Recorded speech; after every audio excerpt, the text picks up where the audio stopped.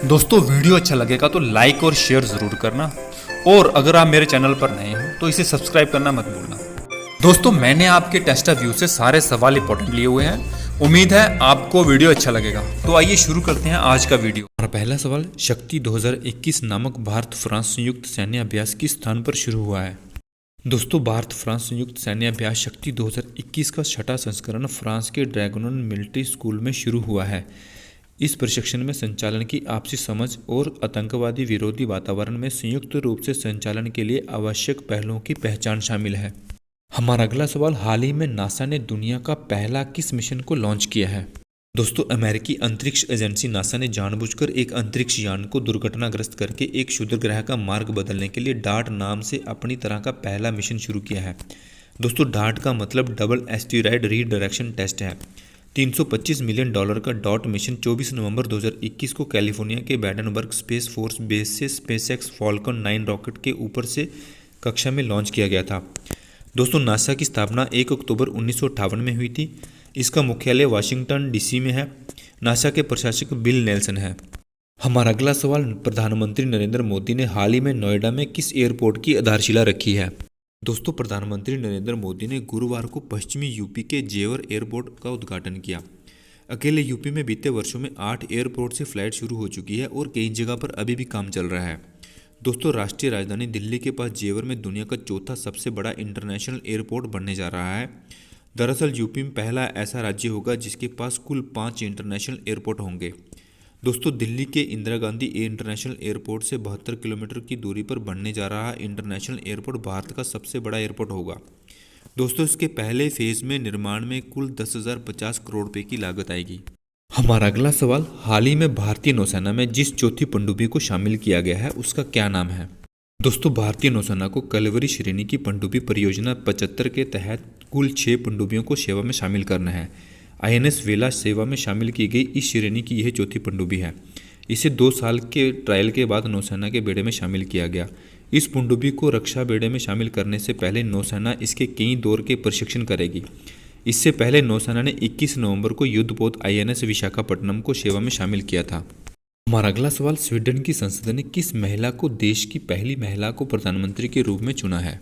दोस्तों स्वीडन की पहली महिला प्रधानमंत्री मैग्डालेना एंडरसन को पद संभालने के कुछ ही घंटों के बाद इस्तीफा देना पड़ा। संसद में बजट प्रस्ताव पर एंडरसन की सरकार को हार का सामना करना पड़ा। इसके बाद 2 दलों की उनके अल्पसंख्यक सरकार में एक दल अलग हो गया। मैग्डालेना को ही सोशल डेमोक्रेटिक पार्टी की नेता चुना गया। उन्हें स्टीफन लोफवेन की जगह प्रधानमंत्री बनाया गया था। लोफवेन इस साल की शुरुआत में प्रधानमंत्री पद से इस्तीफा दे दिया था। एंडरसन इससे पहले वित्त मंत्री थी। हमारा अगला सवाल, देश के सबसे ऊंचे एयर प्यूरिफायर टावर की शुरुआत कहाँ की गई है? दोस्तों केंद्रीय शासित प्रदेश चंडीगढ़ में भारत के सबसे ऊंचे एयर प्यूरिफायर टावर का उद्घाटन किया गया। इस टावर को चंडीगढ़ प्रदूषण नियंत्रण समिति की पहल पर ट्रांसपोर्ट चेक सेक्टर 26 के पायस एयर प्राइवेट लिमिटेड द्वारा स्थापित किया गया। यह देश में इंस्टॉल सबसे ऊंचे एयर प्यूरिफायर टावर है जो लगभग 500 मीटर के दायरे में फैला है और 24 मीटर ऊंचा है। यह एयर प्यूरिफायर टावर आसपास के वातावरण की 3.88 करोड़ क्यूबिक फीट हवा को साफ करेगा। और अगला सवाल, विश्व महासागर निषेध दिवस पूरे विश्व भर में किस दिन मनाया जाता है? दोस्तों विश्व महासागर निषेध दिवस पूरे विश्व में 25 नवंबर को मनाया जाता है। हमारा अगला सवाल, वायु गुणवत्ता ट्रैकर IQ एयर के अनुसार वायु प्रदूषण से प्रतिवर्ष कितने लाख लोगों की अकाल मृत्यु हो जाती है? दोस्तों वायु गुणवत्ता सूचांक से वायु गुणवत्ता को मापा जाता है। AQI एक थर्मामीटर की तरह काम करता है जो 0 से 500 डिग्री तक चलता है। हालांकि तापमान में बदलाव दिखाने के बजाय AQI हवा में प्रदूषण की मात्रा में बदलाव दिखाने का एक तरीका है। दोस्तों वायु गुणवत्ता ट्रैकर IQ एयर के अनुसार दुनिया भर में लोगों के लिए सबसे बड़े स्वास्थ्य खतरे में से एक वायु प्रदूषण है।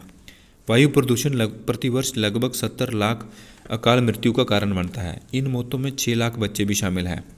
दोस्तों IQ एयर एक स्विस वायु गुणवत्ता प्रौद्योगिकी कंपनी है जो वायु प्रदूषण से सुरक्षा, वायु गुणवत्ता निगरानी और वायु सफाई उत्पादों को विकसित करने में विशेषज्ञता रखती है।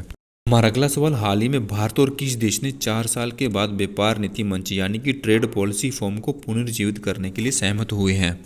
दोस्तों भारत और अमेरिका 4 साल के बाद व्यापार नीति मंच यानी कि ट्रेड पॉलिसी फोरम को पुनर्जीवित करने के अलावा बाजार पहुंच और डिजिटल व्यापार जैसे मुद्दों पर मतभेद को हल करने के तरीकों के खोजने के लिए सहमत हुए हैं। यह समझौता अमेरिकी व्यापार प्रतिनिधि कैथरीन ताई की 2 दिवसीय यात्रा की शुरुआत में किया गया था। दोनों देशों के वार्ताकारों ने एक व्यापार पैकेज पर हस्ताक्षर करने के लिए 1 वर्ष से अधिक का समय तक संघर्ष किया, क्योंकि भारत और अमेरिका में टैरिफ जैसे विभिन्न मुद्दों पर मतभेद थे। हमारा अगला सवाल, हाल ही में जितेंद्र सिंह ने बच्चों के लिए भारत की पहली किस लैब को लॉन्च किया है? दोस्तों, विज्ञान और प्रौद्योगिकी मंत्री जितेंद्र सिंह ने CSR जिज्ञासा कार्यक्रम के तहत बच्चों के लिए भारत की पहली वर्चुअल साइंस लैब लॉन्च की है।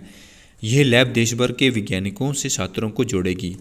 दोस्तों, इसका उद्देश्य एक ऑनलाइन इंटरैक्टिव माध्यम पर आधारित स्कूली छात्रों के लिए गुणवत्तापूर्ण शोध प्रदर्शन और नवीन शिक्षा शास्त्र प्रदान करना है। दोस्तों, जनरल नॉलेज का यही वीडियो अगर आपको पसंद आया हो तो लाइक और कमेंट करना ना भूलें। धन्यवाद।